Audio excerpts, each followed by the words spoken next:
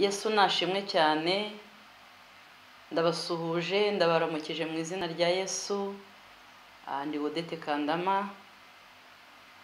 Ndagira ngo tuganire ku magambo y'Imana, ariko reka tubanze dushime Imana. Mana yacu nziza, turagushimye, tugushimye kuri Imana yabanye natwe kandi ikadufasha, wabaye mu ruhande rwacu ntacyo twakuburanye. Tuzanye amashimwe yo kukubwira ngo warakoze. Uyu mwanya tugiye kuganira ku ijambo ryawe, turasenze kugira ngo ubane natwe. Mwuka wera w'Imana aridusobanurire, abaryumva n'abazaryumva, Mana rizahindure imitima kandi rwose rizatwigiza imbere mu buryo bw'umwuka. Turagushimiye, tuguhereje byose, Mwuka wera w'Imana nayobore byose kubw'icyubahiro cy'izina ryawe, mu izina rya Yesu, amen. Ndagira ngo tuganire amagambo ari kumfasha. Ni amagambo nahaye umutwe uvuga ngo hariho ahantu bugufi bw'Imana, aho Imana iri cyangwa aho Imana iboneka. Ahantu bugufi bw'Imana niho Imana ishaka komba, niho Imana ishaka ko nawe uba. Turimo turarangiza umwaka wa 2020. Turashima Imana uburyo Imana yabanye natwe. Ntibyari byoroshye, byari bigoye. Buri wese ku giti cye afite urugendo runini yanyuzemo, rw'ibyamuvunnye, rw'ibyamugoye. Hakaba hari n'ibyo twasangiye tubihuriraho muri uyu mwaka wa 2020. Twagize icyorezo cyagoye isi yose, ariko turashima Imana kuko tukiriho, turashima Imana kuko tugihagaze. Nibutse umugaragu w'Imana Samweli ayoboye Abayisiraheli. Ndabyibutse cyane muri Samweli wa mbere mu bice byaho 7 n'umurongo wa 12. Abisiraheli bagiye kurwana n'Abafilisitiya, ngo hari hashize igihe kinini cyane. Abisiraheli barabura Abafilisitiya bari baraburabuje Abayisiraheli ngo imyaka irenga 20. Barabarushya, barabatagangaza. Abisiraheli bacika intege, ariko uriya munsi ngo bajya ku rugamba bajyana na Samweli. Imana ishimwe, Samweli ngo agiye kubona abona ikintu cy'igitangaza Imana ikoze. Yari yabibasezeranije, irababwira ngo nimugende mutera Abafilisitiya ndababagabiza. Nuko baragenda bayobowe n'Imana, bayobowe n'ijwi ry'Imana. Imana yari yababwiye. Noneho banahageze nyine babona Abafilisitiya barya bababurabuje imyaka irenga 20. Babona Abafilisitiya batsindiwe imbere yabo, barirukanka babaha ibitugu. Haleluya. Maze Samweli azamura ijwi aravuga ngo Mana, ndabibonye ndatangaye, ngo aho yarari ngo ahashinga ibuye. Haleluya. Ngo ashinga ibuye, ngo maze ngo aryandikaho ngo Ebenezeri, ngo kugera uyu munsi ngo Uwiteka yaradutabaye. Imana nishimwe. Nanjye ndumva nashinga ibuye ngo kugeza uyu munsi Uwiteka yabanye natwe. Ndumva narishinga nkandikaho ngo Ebenezeri, Uwiteka yabanye natwe, Uwiteka yaradutabaye. Uwiteka nashimwe. Rero twarimo dushima Imana, turimo turatraverisa, turava muri 2020 tujya muri 2021. Turi gushima Imana ko Imana yabanye natwe. Ariko se turayishima natwe dushima? Mbese twagenze neza muri uriya mwaka? Imana nidufashe. Rero niba hari icyagenze nabi muri kiriya gihe, wagikuraho maze ukambuka nawe uri kumwe n'Imana, umaze kwikiranura nayo. Rero amagambo andimo ari kumfasha, nyine aravuga ngo hariho ahantu bugufi bw'Imana, aho Imana iri. Imana nishimwe. Reka dusome mu gitabo cyo Kuva, ibice byabo ni 33. Turasoma duhereye ku murongo wa 19. Uwiteka aramubwira ati, ubwanjye nzanyuza kugira neza kwanjye kose imbere yawe. Nzivugira mu izina imbere yawe ko ndi Uwiteka, kandi nzagirira ubuntu uwo nzagirira ubuntu, kandi nzababarira uwo nzababarira. Umurongo wa 21 uravuga ngo, kandi Uwiteka ati, hariho ahantu bugufi bwanjye, nawe uzahagarare ku rutare, kandi ubwiza bwanjye bukikunyuraho nzagushyira mu busate bw'igitare, ngutwikirize ikiganza cyanjye ngeze aho marira kunyuraho. maze ngutwikurureho ikiganza cyanjye urebe mu mugongo wanjye, ariko mu maso hanjye ntihaboneka. Imana nishimwe. Narinje kuvuga ngo hariho ahantu bugufi bw'Imana, aho Imana iri.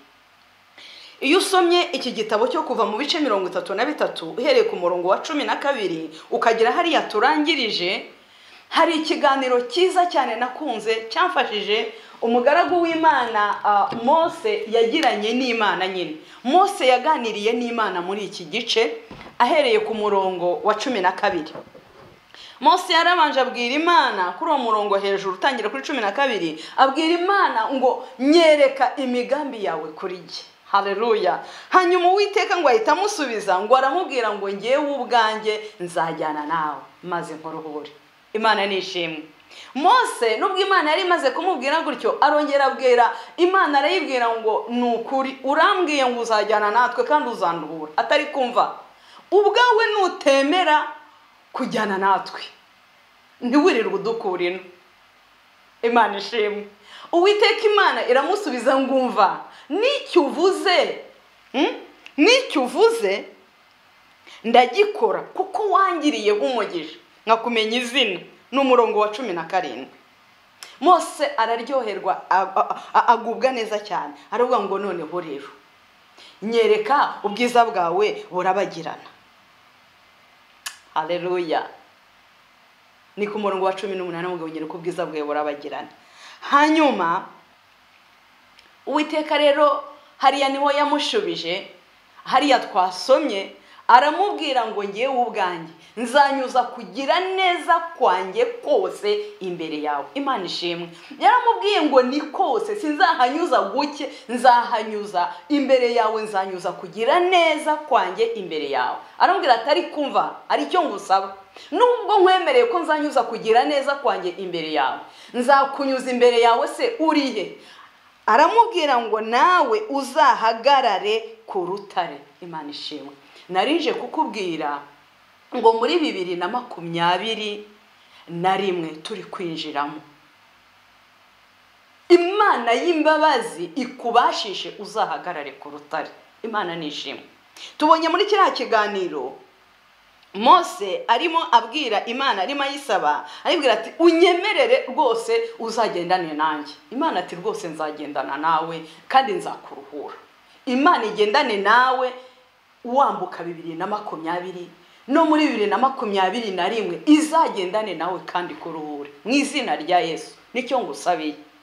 Noneho Mose yongera avuga ati nutajyana natwe nukuri ntiwirirwe udukurino. Ni nkaho nawe wabwira Uwiteka cyangwa dufatikanye tumbwire tuti rwose 2020 twarayibonye uburyo yagoranye, 2020 twarayibonye uburyo yaturuhije, none turakwinginze nutemera guhagurukana natwe muri 2020 ngo ujyane natwe muri 2021, nukuri nushaka nuhatuvane, tutari kumwe nawe muri 2021 twazabaho dute? Kudahari nta buzima buba buhari.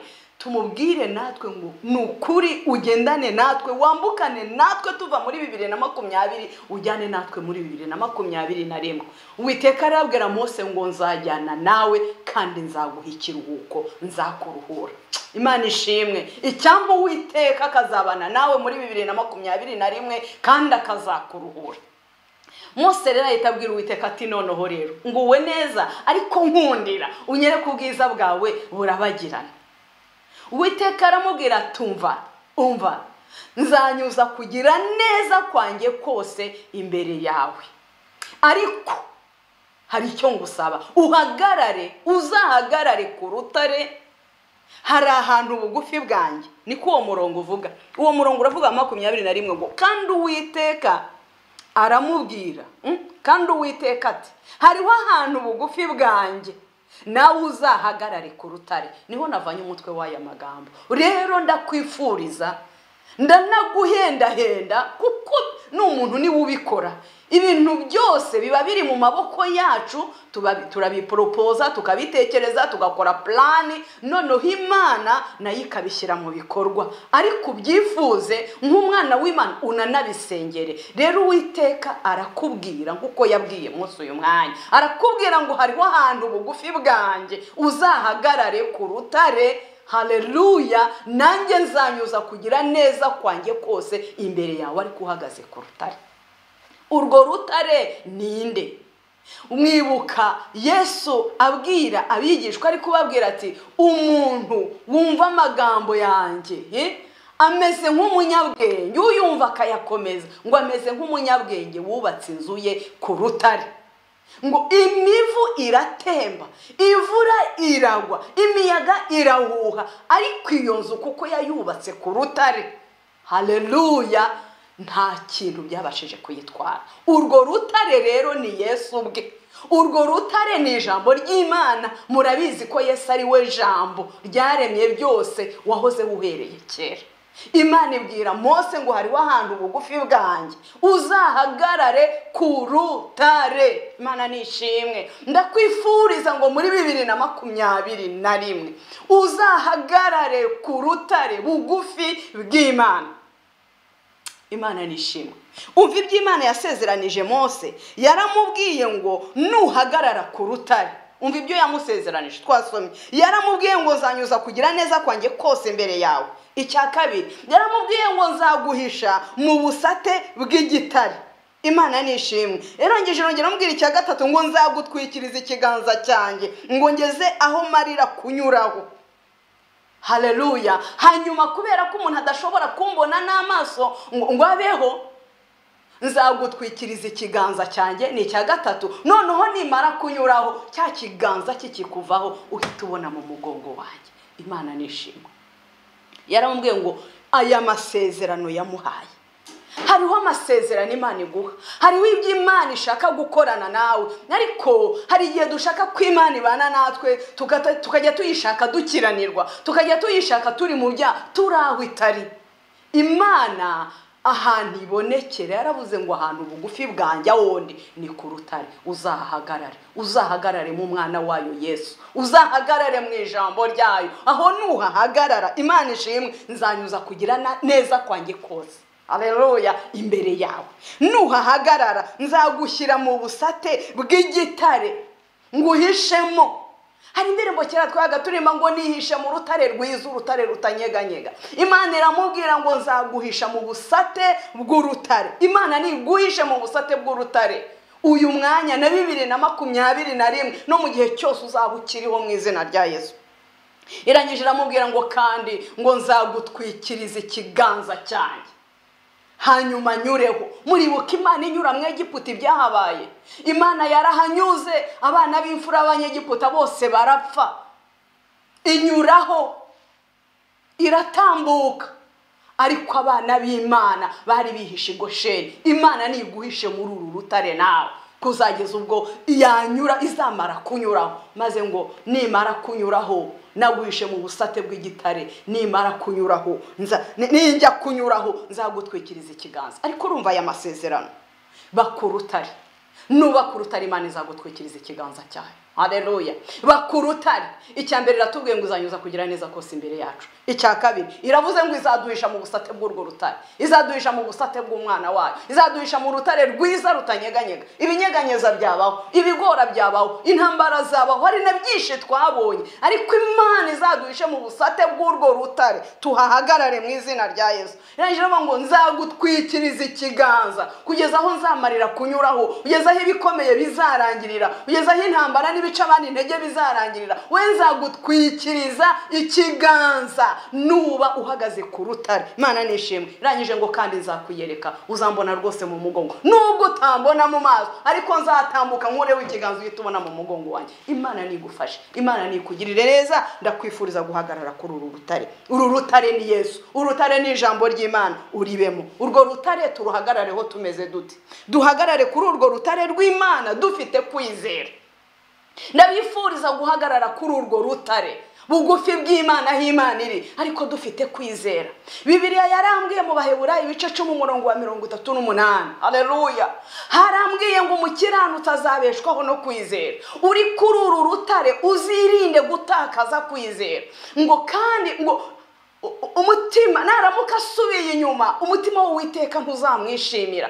Uzahagarare kuri uru rutare, ruhagarareho ufite kwizera, kandi wirinde icyatuma cyose Imana itakwishimira. haleluya. Abaheburayo ibice 11 umurongo wa 6 waravuga ngo utizera Imana ntashobora kuyinezeza. Mu nkundire duhagarare kuri uru rutare, tuzabe kuri uru rutare aho Imana iri, ariko dufite kwizera. Twizeye iby'Imana yavuze, twizeye iby'Imana yasezeranye. Imana ni yera, Imana iratunganye, Imana iriho. Twizere ko Kristo yadukunze, ko Kristo yadupfiriye, ko Kristo yaducunguye. Haleluya. Twizere ariko ko n'umunsi umwe azagaruka. Tuhahagarare twizeye. Kwizera Imana ibyo yavuze ntibibasha guhinduka.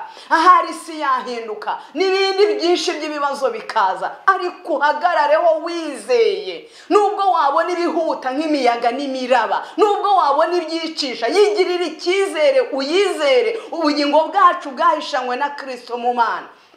Kandi Bibiliya yarambwiye mu Migani bice 21:30 harambwiye ngo nta bwenge, nta buhanga cyangwa inama byabasha kurwanya Uwiteka. Imana yavuze wizere ko kizasohora. Duhagarare twizeye. Hahirwa uwizeye kuko ibyo yabwiwe n'Umwami Imana bizasohora. Duhagarare kuri urutare twizeye. Icya kabiri inshuti zanjye, duhagarare kuri uru rutare turi maso. Inshuti zanjye dukwiye kuba maso. Dukwiye kuba maso tugategereza Yesu. Dukwiye kuba maso niturangare. Bibiliya yaratubwiye mu gitabo cy'Abaroma 13 uhereye kuri 11 kugera kuri 14 ngo nuko mujye mugenza mutyo kuko muzi uko igihe cyo gukanguka gisohoye rwose. Agakiza kacu karatwegereye kuruta igihe twizereye. Ijoro rirakuze burenda gucya. Nuko twiyambura imirimo y'umwijima, twambara intwaro z'umucyo, tugendana ingeso nziza nk'abagenda mu mucyo, tutagira ibiganiro bibi, tudasinda, tudasambana, tudakora iby'isoni nke, tudatongana kandi tutagira ishyari. Ahubwo mwambara Umwami Yesu Kristo kandi ntimuhurwahe imibiri yanyu ngo ibone uko ikora ibyo yifuza. Duhagarare kuri uru rutare turi maso. Uyu munsi impanda yavuga. Muri 2021 impanda yavuga. Aho turi kwinjira ntabwo tuhabona. Ibihishwe n'iby'Imana yacu, ibyahishuwe n'iby'Imana yahaye abantu n'urubyaro rwabo, ariko ibihishwe n'iby'Imana muri 2021 ntituhabona, ariko Imana irahazi. Ariko ndaguhendahenda ngo uhagarare bugufi bw'Imana ku rutare aho Imana iri, ariko uhagarare uri maso. Itorero ryazamuka. Kristo yavuze ko agiye ariko ko azagaruka gutwara itorero. Itorero ribaye ritinze kuzamuka, Kristo abaye atinze kugaruka gutwara itorero. Nubwo atazatinda, ari hafi. Itorero riri hafi kugenda, ariko nubwo yaba atari yagaruka, amagare arahari, amagare yaramanutse menshi. Hagarara ku rutare aho Imana iri, uyitegereze ariko uri maso. Icya gatatu, dukwiye guhagarara kuri urwo rutare twejejwe kandi dukiranuka. Nshuti zanjye mu nkundire twezwe buri munsi, twezwe ku gato no ku kanini. Nyine ntabwo tuzi umunsi cyangwa igihe Kristo yahamagara itorero, Kristo yaza gutwara umugeni, cyangwa ntabwo tuzi igihe igare rya buri wese ryashobora kuza. Ni mu nkundire twezwe buri munsi. Igitabo cy'Abaheburayo cyarambwiye mu bice 12 umurongo wa 14 ngo tugire umwete wo kwezwa kandi dukunde gukiranuka. Haleluya. Tugira umwete wo kwezwa. Utejejwe ntabwo azareba Umwami Imana. Tube kuri urwo rutare dukiranuka kandi rwose twejejwe ku gato no ku kanini. Uko umuntu agize icyapfa n'undi, haleluya, twezwe.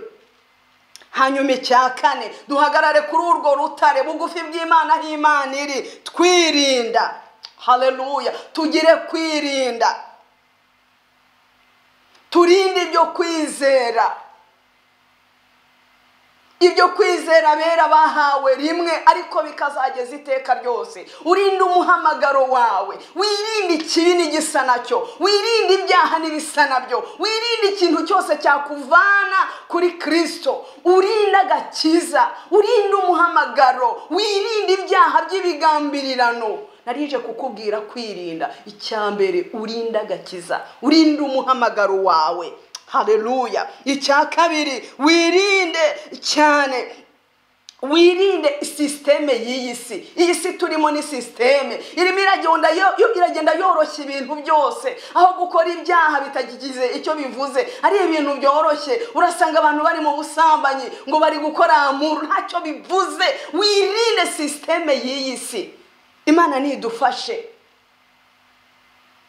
uhinduke rwose. Niko Pawulo yandikiye Abaroma mu bice 12 umurongo waho wa 2. Haleluya. Twirinde sisiteme y'isi. Hari ahantu umuntu agera udakora ibyo gukiranirwa akaba niwe munyamakosa, ariko wirinde sisiteme y'isi. Imana nigufashe. Umurongo wa 2 muri 12 mu Baroma haravuga ngo nimwishushanye n'abiki gihe, ahubwo muhinduke rwose mugize imitima mishya, kugira ngo mumenye neza iby'Imana ishaka ari byo byiza bishimwa kandi bitunganye rwose. Mwirinde sisiteme y'isi. Imana nibafashe. Twirinde icyadutandukanya na bene data. Yikara rivuye mu yandi rirazima. Wirinde icyagutandukanya na bene so. Iyo abantu bisize hamwe mu gusenga bagira imbaraga. Iyo abantu bisize hamwe barutanya kamwe, barutumwe. Wirinde icyagutandukanya na bene data. In your fair force. Nshuti zanjye, wowe unyumva, ni wirinde icyagutandukanya na bene so. Bibiliya irambwira mu Baheburayo icyo gice cya 12 umurongo wa 18 ngo niba bishoboka ku ruhande rwawe ubana amahoro n'abantu bose, ntugire uwo mugirana ikibazo. Kubana amahoro n'abantu bose ntabwo byoroshye. Bizagusaba guca bugufi, bizagusaba kubabarira, bizagusaba gusaba imbabazi uko umuntu wese agize icyapfa n'undi. Ariko niba bishoboka mu ruhande rwawe ubana amahoro n'abantu bose. Hanyuma wirinde cyane. Imana igufashe ube hafi yayo. Ikibi cye kukunesha. Icyo gice cya 12 cy'Abaroma murongo wa 21. Ikibi cye kukunesha unesheshe ikibi cyiza. Imana niguha umugisha. Narinje kubifuriza ngo turi gusohoka muri 2020 twinjira muri 2021. Bwira Imana ngo Mana gendana natwe, uhagurukane natwe, ujyane natwe muri 2021. Nutavana natwe muri uyu mwaka rwose ntutuvanemo, kuko ntabwo mu 2021 twashobora kuyibamo twenyine. Ugendane natwe. Haleluya. Ariko Imana irakubwira ngo rero uhagarara ahantu ku rutare. Yemereye Mose iramubwira ngo nzagendana nawe kandi nkuruhure. Hanyuma rero Mose arabwira tunyiyereke. Nawe uyibwira izakwiyereke muri uriya mwaka, izakwiyereke mu majya no mu maza, mu gitondo na nimugoroba uyibwire kwiyereke. Ariko ngo kugira ngo yiyereke Mose yamubwiye aho ahagarara. Nawe niko ikubwira, nanjye niko imbwira. Niba ushaka ko Imana izabana nawe, niba ushaka Imana ko izaba mu ruhande rwawe, hariho ahantu bugufi bwayo ikubwira guhagarara. Ni ku rutare, ni mu mwana wayo Yesu, ni mu ijambo ryayo udakebakeba. Aho nuhahagarara yakubwiye ngo izanyuza kugira neza kwayo imbere yawe, kandi yakubwiye ngo izaguhisha mu busate bw'urwo rutare. Haleluya. Ni urutare rutanyeganyega. Kandi yakubwiye ngo izagutwikiriza ikiganza cyayo, kandi yakubwiye ngo uzayibona izakwiyereka mu makuba no mu byago, mu bikomeye, nubwo utayibona mu maso, ariko ngo izatambuka inyureho ngo maze uyibone mu mugongo ikwiyereke. Imana nishimwe. Twari tuvuze ngo urwo rutare, Imana irashaka ko turuhagararaho dufite kwizera. Kwizera biraratubwiye ngo ni ingabo, ni icyuma gikingira igituza. Umwanzi aturasa ku mutima, akakurasa akagutera ubwoba, akakubwira akakukuraho kwizera, akarasa umutima akagutera ubwoba. Yesu ntazagaruka, Yesu aratinze, akagutera gushidikanya. ariko utware kwizera nk'ingabo, niko uzajimisha ayo macenga yose n'amanyanga ya Satani. Imana nishimwe. Ugire kwizera. Haleluya. Uhagarare ku rutare wizeye, uhagarare ku rutare uri maso, kuko Yesu yenda kugaruka gutwara itorero. Uhagarare ku rutare wiyeza buri munsi ku gato no ku kanini, utegereje kumva impanda buri munota, cyangwa sigare ryaza rikagutungura. Utegereze uri maso, wiyejeje kandi ukiranuka. Hanyuma utegereze wirinze. Ujye wirinda ku manywa na nijoro, urinde umuhamagaro, urinde ibyasezeranijwe. Haleluya. Ugume